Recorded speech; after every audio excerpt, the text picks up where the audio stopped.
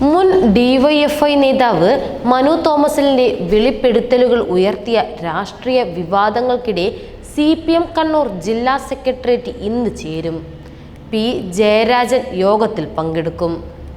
ജയരാജനും മനുവും തമ്മിലുണ്ടായ ഫേസ്ബുക്ക് പോരും തുടർന്നുള്ള ആരോപണങ്ങളും ചർച്ചയായേക്കുമെന്നാണ് സൂചന. ഗുരുതര വെളിപ്പെടുത്തലുകൾ ഉണ്ടായെങ്കിലും വിവാദങ്ങളിൽ പരസ്യ പ്രതികരണത്തിന് ഇതുവരെ CPM നേതൃത്വം തയ്യാറായിട്ടില്ല.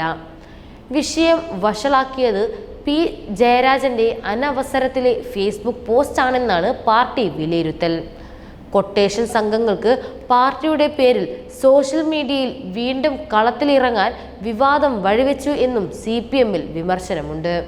ഇതിനിടെ സ്വർണ്ണക്കടത്തും കൊട്ടേഷൻ സംഘവും CPMും തമ്മിലുള്ള ബന്ധം അന്വേഷിക്കണം എന്നാവശ്യപ്പെട്ട് UDF കണ്ണൂർ കളക്ടറേറ്റിന് മുന്നിൽ ധർണ നടത്തും. രാവിലെ 10-ന് ഷാഫി പറമ്പിൽ MLA ഉദ്ഘാടനം ചെയ്യും. അതേസമയം CPM കേന്ദ്ര കമ്മിറ്റി യോഗം ഇന്നും ദില്ലിയിൽ തുടരും.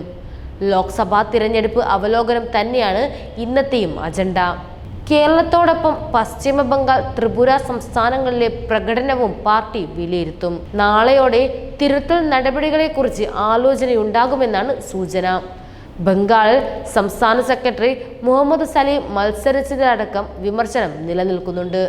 CPM കണ്ണൂർ ജില്ലാ സെക്രട്ടേറിയറ്റ് ഇന്ന് ചേരും.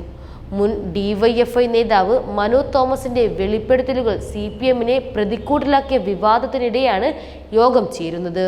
തിരഞ്ഞെടുപ്പിലേറ്റ തോൽവിയിൽ വിവിധ ജില്ലാ കമ്മിറ്റികൾ ഭരണത്തെയും മുഖ്യമന്ത്രി പിണറായി വിജയനെയും വിമർശിക്കുന്നതിനിടെയാണ് കണ്ണൂർ ജില്ലാ സെക്രട്ടേറിയറ്റ് ചേരുന്നത്.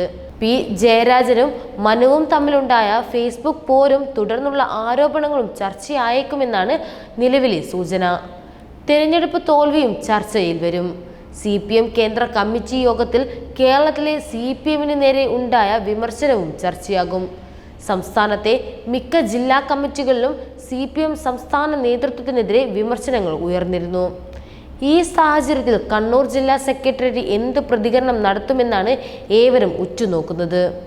മനു തോമസിന്റെ ഗുരുതര വെളിപ്പെടുത്തലുകൾ ഉണ്ടായെങ്കിൽ വിവാദത്തിൽ പരസ്യ പ്രതികരണത്തിന് ഇതുവരെ CPM നേതൃത്വം മുതിർന്നിട്ടില്ല എന്നതും നമുക്ക് കാണാൻ കഴിയും. വിഷയം വഷളാക്കിയത് പി ജയരാജന്റെ അനവസരത്തിലെ ഫേസ്ബുക്ക് പോസ്റ്റ് ആണെന്നും പാർട്ടി വിലയിരുത്തലുണ്ട്.